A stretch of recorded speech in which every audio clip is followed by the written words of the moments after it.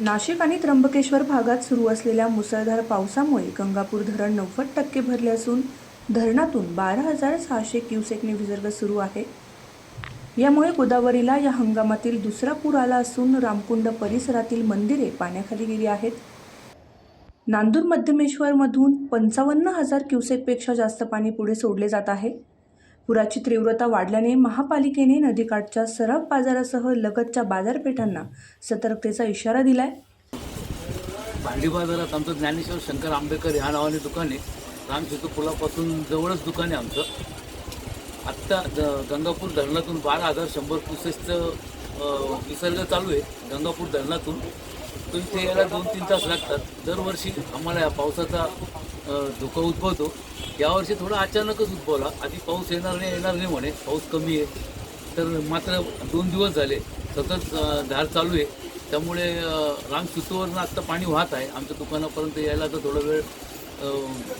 थोड्या वेळातच येईल असं वाटतंय, कारण पाणी झपाट्याने वाढत आहे। त्या वेळेला कपड्याचा माल आहे, कपड्याचा माल ओला झाला का खूप म्हणजे फेकूनच द्यावा लागतो, मग काही उपयोग नाही होत आणि नुकसान होतं। मागे एकदा नुकसान झालं तर काही भरपाई मिळाली नाही आम्हाला।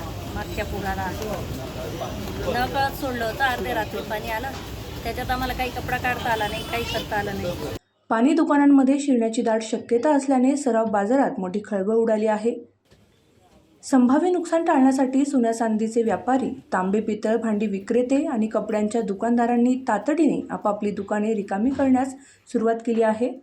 आता महानगरपालिका आणि देवयानी फरांदे मॅडम सगळ्यांनी आम्हाला सूचना दिल्याप्रमाणे आम्ही पूर्ण दुकान खाली करून दिले, तुम्ही बघू शकता। आणि दरवर्षाप्रमाणे तयारी असतेच तशी आमची। नाशिक आणि त्र्यंबकेश्वर परिसरात कालपासून जो सलग आपल्याकडे पाऊस चालू आहे, त्या कारणाने गंगापूर धरणाची पातळी ही 92% गेली असल्या कारणाने प्रशासन आणि महानगरपालिकेच्या कर्मचाऱ्यांनी आम्हाला इथे येऊन भांडी बाजारात, देवाज नावाचं दुकान आहे आमचं, नदीपासून एकदम 50 मीटरच्या अंतरावर आहे। प्रशासनाने सकाळपासून आम्हाला सूचना केलेली आहे की दुपारी 3 ते 4च्या दरम्यान भांडी बाजारात पाणी घुसू शकतं, तर तुम्ही तुमचं सर्व सामान हलवा। त्यांच्या सूचनेनुसार आम्ही आमच्या दुकानातलं सर्व सामान हलवण्याची व्यवस्था केलेली आहे। मौल्यवान दागिने आणि साहित्य सुरक्षित गोडाऊनमध्ये हलवले जात आहे। शहरात अनेक ठिकाणी झाडे कोसळल्याच्या घटनाही घडल्या असून जिल्ह्यासाठी ऑरेंज अलर्ट कायम आहे। मनपा आणि आपत्कालीन यंत्रणा संपूर्ण परिस्थितीवर बारीक लक्ष ठेवून आहेत। नदीकाठच्या व्यापाऱ्यांनी आणि नागरिकांनी खबरदारी बाळगावी, विनाकारण पूर पाहण्यासाठी गर्दी करू नये असे आवाहन प्रशासनातर्फे करण्यात आले आहे।